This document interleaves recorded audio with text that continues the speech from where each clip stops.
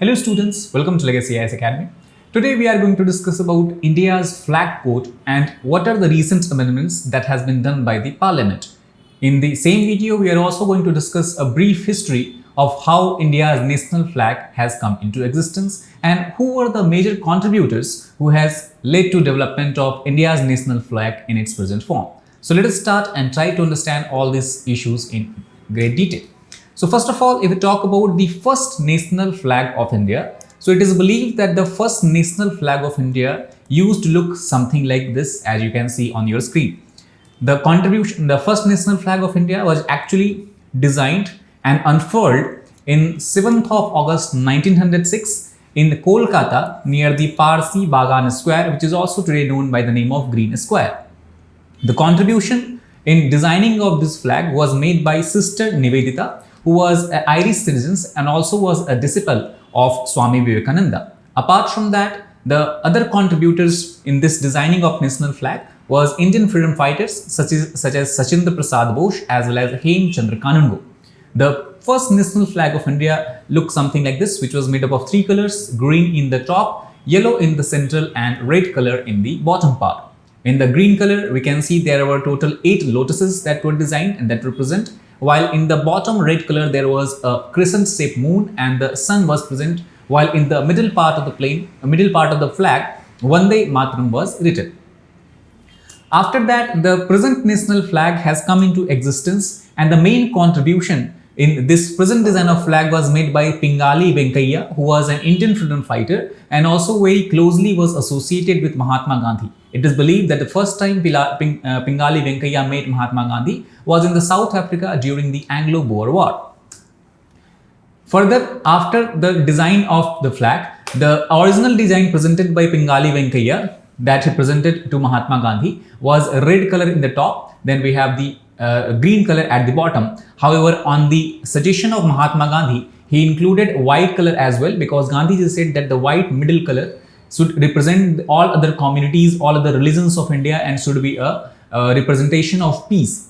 Then, following his recommendation in the 1921, well, there was an All India Congress Committee meeting in Biswara. The Gandhiji Venkaiah has reached to the final conclusion of Indian national flag, which was red, white, and green color.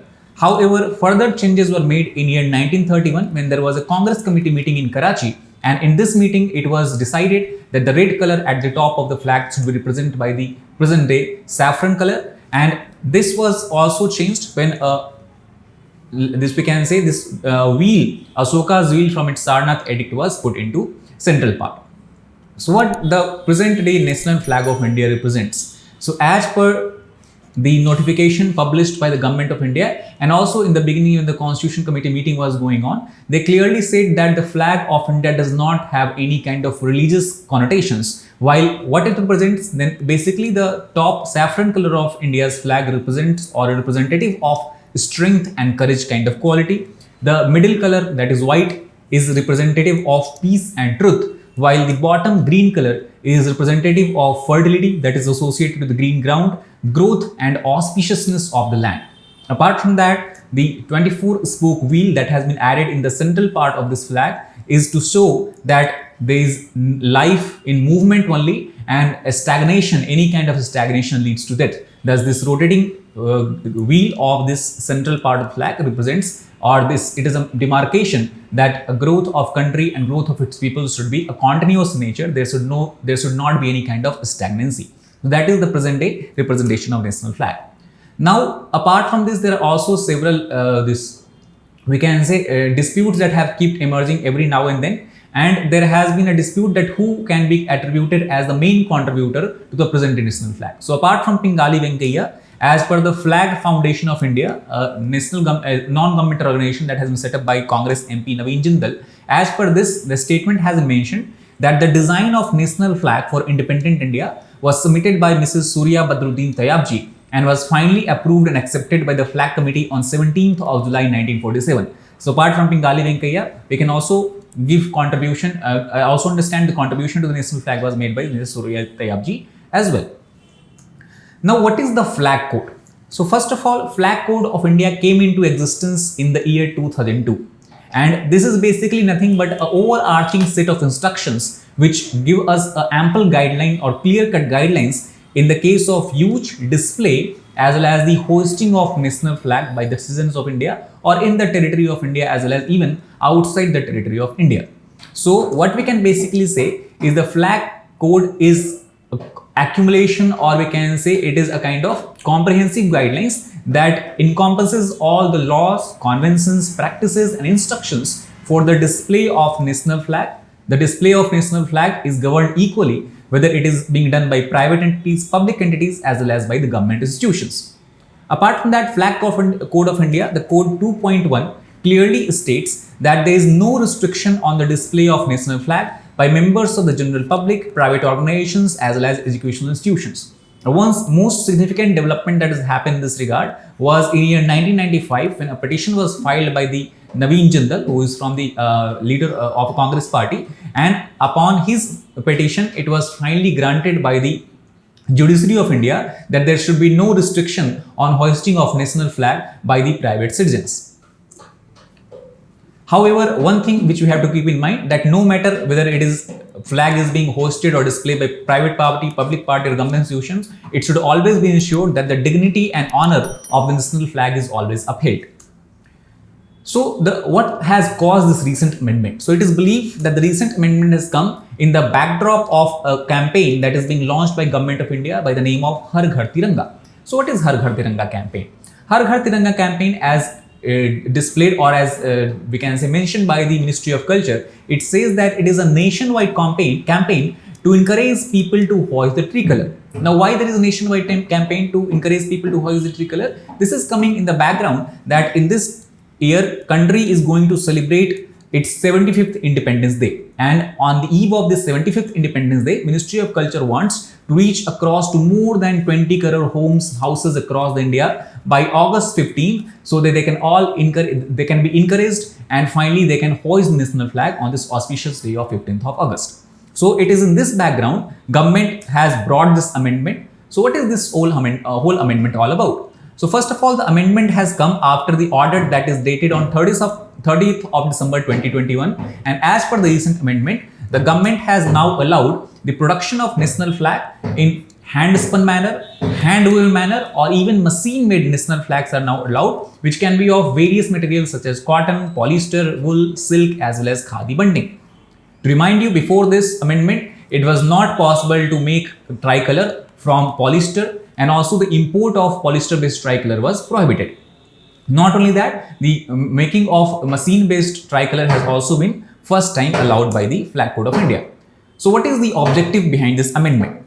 So our main objective, as we discussed, that the government has launched Har Ghar Tiranga campaign. So they basically want to encourage all the people of India to hoist the tricolor on the eve of 15th August, that is the 75th Independence Day. And to that, it is have to be ensured that government is able to facilitate the availability of flags on a such large scale and also make them affordable for the general public, so that everyone is able to afford and hoist the national flag.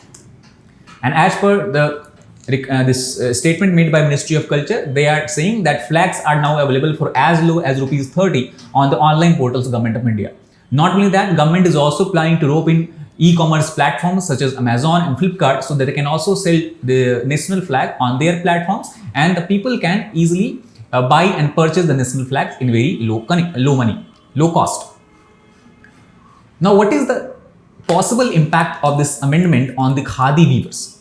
So as per the organization that is called as Khadi, Karnataka Khadi Gramodyog Samyukt Sangh, which claims to be the only BIS approved khadi unit for the tricolor material. So this organization has clearly stated that the effect can already be observed, because in every years preceding this one, they get orders worth rupees 3 to 4 crores in the run-up to the Independence Day. But this year, since the tricolors of all the materials, especially polyester, can also be utilized, the demand has been very abysmal. So due to this can lead to job losses. This can also lead to a kind of decline of the khadi industries as far as the national flag weaving is concerned.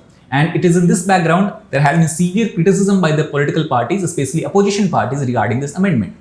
So first criticism that has been clearly mentioned by the Congress party is that allowing machine-based production of national flag as well as allowing polyester to use the national flag, it basically breaks the association between the tricolor, the national flag of India, the independence movement, and the association of Khadi with both Tiranga as well as this independence movement. So it is kind of, we can say, a deviation from the historical understanding and historical significance of the national flag. The second criticism has been labeled by Jayanagara, who is a very veteran Congress politician. He has clearly said that now, if we are using or allowing polyester to be used as a national flag, and if we are allowing import of polyester-based national flag, we are basically allowing the China-made tricolor to flood the Indian market. And this is coming at that time when China is continuously trying to enter or trying to create problems at the India-China boundary. So that is also something that has to be worried about. And third, as we discussed, the Khadi industry will be severely affected by this amendment in the Flag Code of India. There has been also agitation demanded by the Khadi weavers, especially of Karnataka Khadi Gramodyog Samyukta Sangha, and they want to protest against this decision of Government of India. So what we can say basically in conclusion, that the Khadi and Village Industries Commission (KVIC), which certified KKGSS as the sole manufacturer and supplier of tricolor to the entire country, they are not happy with this recent amendments of the flag code, and they already have written to the Prime Minister regarding the amendment of the Flag Code of India. So in conclusion, what we can basically understand, that on the positive side, obviously allowing use of different kind of materials and machine-based production of tricolor of India will obviously make it affordable and will allow it to reach to the masses of the country, which is very significant, keeping in mind the 75th Independence Day is being celebrated in this year. On the negative side, however, it can be disastrous for the Khadi industries and the workers that are employed in Khadi industries, who are mainly employed in production of tricolor of India. So that is all about this particular issue. I hope you understood about this. Thank you very much.